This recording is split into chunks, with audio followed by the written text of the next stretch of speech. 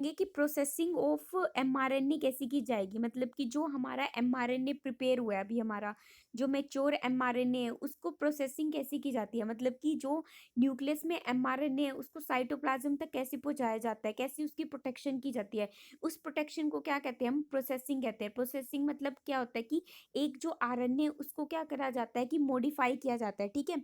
अब सबसे पहले प्रोसेसिंग के अंदर क्या क्या होता है, अगर हम प्रोसेसिंग की बात करते हैं तो सबसे पहले यहाँ पे क्या की जाती है, एक तो कैपिंग की जाती है और एक टेलिंग की जाती है, ठीक है।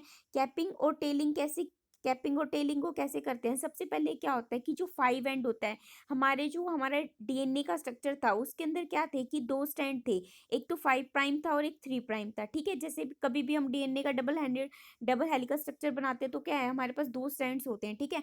तो अब इसने क्या कहा है कि कैपिंग किस पे की जाएगी, सबसे पहले जो 5 एंड होता है, 5 प्राइम एंड होगा, उसके ऊपर क्या होता है कि इनिशिएट हो जाएगी, क्या इनिशिएट हो जाएगी, कैपिंग इनिशिएट हो जाएगी।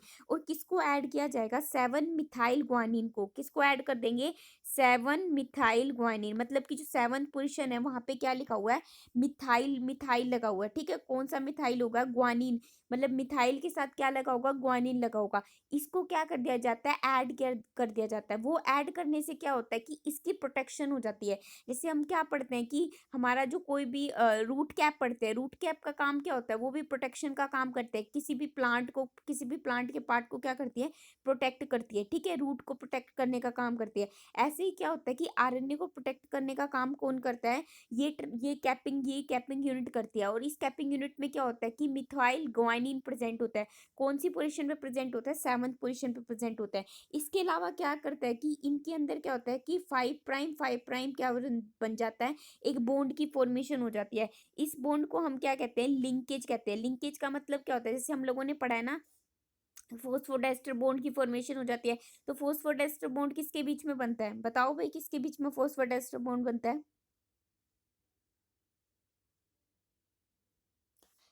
फोस्फोडाइस्टर बॉन्ड किसके बीच में बनता है,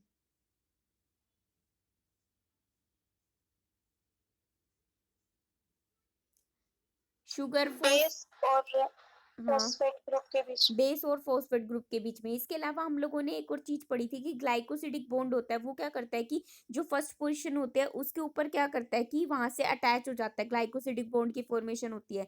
तो ऐसे ही क्या है कि जब भी हमारे पास कैपिंग होगी, कैपिंग कौन सी पोजीशन पे हो जाएगी, जो 7th पोजीशन हो जाएगी, मतलब जो 5 प्राइम एंड होगा उसके उसके क्या हो जाएगा, 7th पोजीशन पे क्या प्रेजेंट होगा, मिथाइल ग्वानिन प्रेजेंट होगा, ठीक है। जो कि क्या किसका काम करेगा, प्रोटेक्शन का काम करेगा, जो कि कैप की तरह काम करेगा।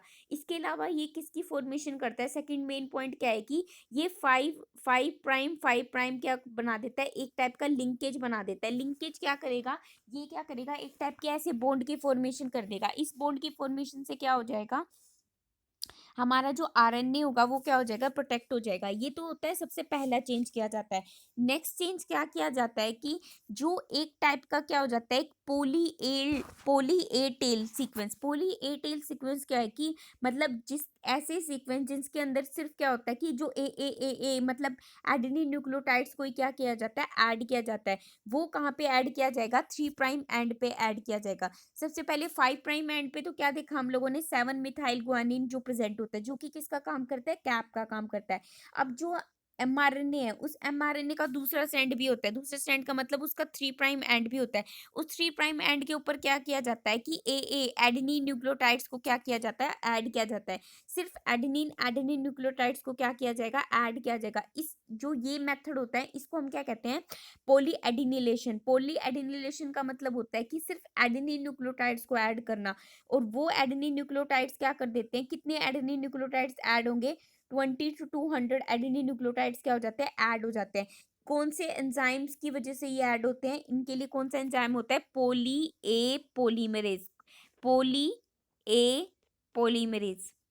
यहां तक बताओ, समझ में आया,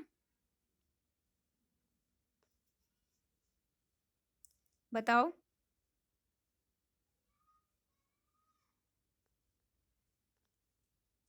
यस मैम। ठीक है। सबसे पहले जो हमारा सिंपल हमारा एमआरएनए बना था, मैच्योर एमआरएनए बना था। अब उस मैच्योर एमआरएनए की क्या की जा रही है, प्रोसेसिंग की जा रही है। प्रोसेसिंग का मतलब उसको प्रोटेक्ट करके किसके अंदर भेजा जा रहा है, साइटोप्लाज्म के अंदर भेजा जा रहा है। तो सबसे पहले क्या की जाएगी प्रोसेसिंग में, सबसे पहला स्टेप होता है कि 7th पोजीशन पे क्या हो जाएगा, किसको ऐड किया जाएगा, मिथाइल ग्वानिन को ऐड किया जाएगा, जो किसकी तरह बिहेव करेगा, कैप की तरह बिहेव करेगा। दूसरा चेंज क्या होगा, दूसरी मॉडिफिकेशन क्या होगी कि 5' के बीच में क्या हो जाएगा, एक लिंकेज बॉन्ड की फॉर्मेशन हो जाएगी।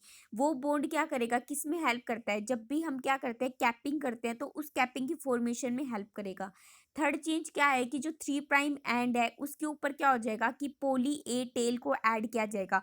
पोली ए टेल को ऐड करने के लिए कौन से एंजाइम की रिक्वायरमेंट होती है, पोली A polymerase, poli A polymerase, ठीक है। ये पोली ए पॉलीमरेज क्या करता है कि 20 से 200 न्यूक्लियोटाइड्स को ऐड कर देगा, और इस प्रोसेस को हम क्या कहते हैं, poly adenylation. Poly adenylation means क्या हो जाएगा कि नंबर ऑफ न्यूक्लियोटाइड्स को क्या करना है, ऐड करना है। कौन से न्यूक्लियोटाइड्स को ऐड करना है, सिर्फ एडेनिन वाली न्यूक्लियोटाइड्स को ऐड करना है, ठीक है। ये दो तीन क्या है कि मॉडिफिकेशन की जाती है। अब उनके बाद क्या होता है कि स्प्लिट जीन की फॉर्मेशन होती है। स्प्लिट जीन के अंदर क्या होते हैं कि दो पार्ट्स प्रेजेंट होते हैं, एक प्रेजेंट होता है एक्सोन और एक प्रेजेंट होता है इंट्रोन, ठीक है। एक्सोन क्या होता है कि जो कोडिंग पार्ट होता है, जो कि क्या करता है कि ऐसे सीक्वेंस को कोड करता है जिनसे क्या होता है कि फंक्शनल प्रोटीन की फॉर्मेशन होनी है।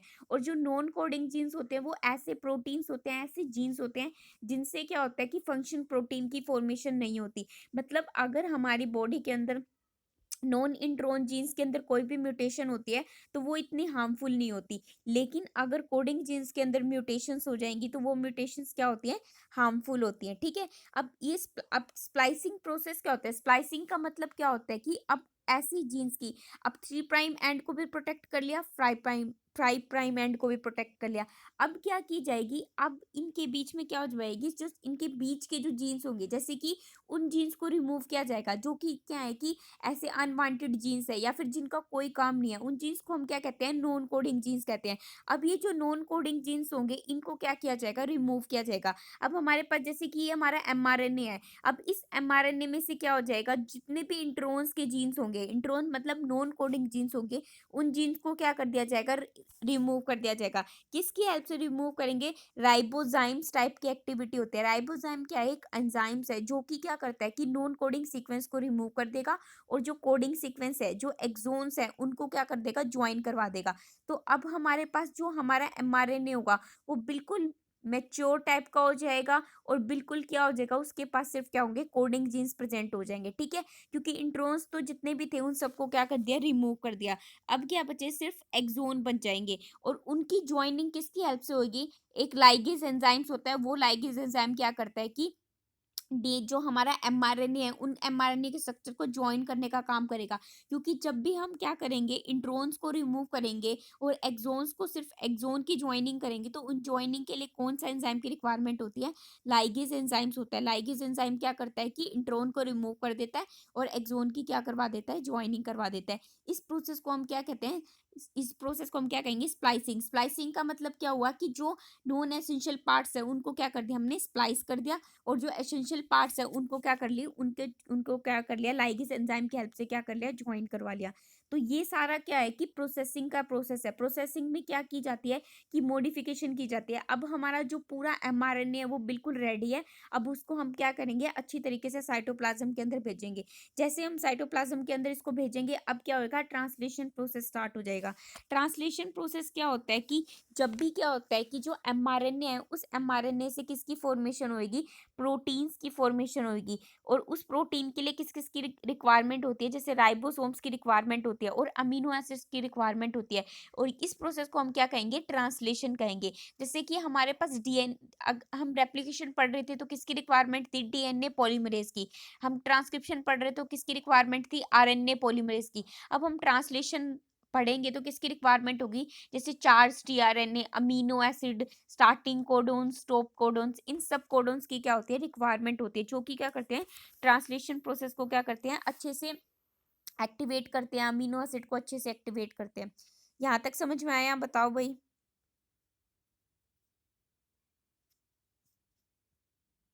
Yes, ma'am. कोई Yes, sir. बीच में कुछ प्रोसेसिंग में कोई पॉइंट ना समझ में आए हो, ट्रांसक्रिप्शन में कोई पॉइंट ना समझ में आए हो, तो आप लोग एक बार फिर से पूछ सकते हो।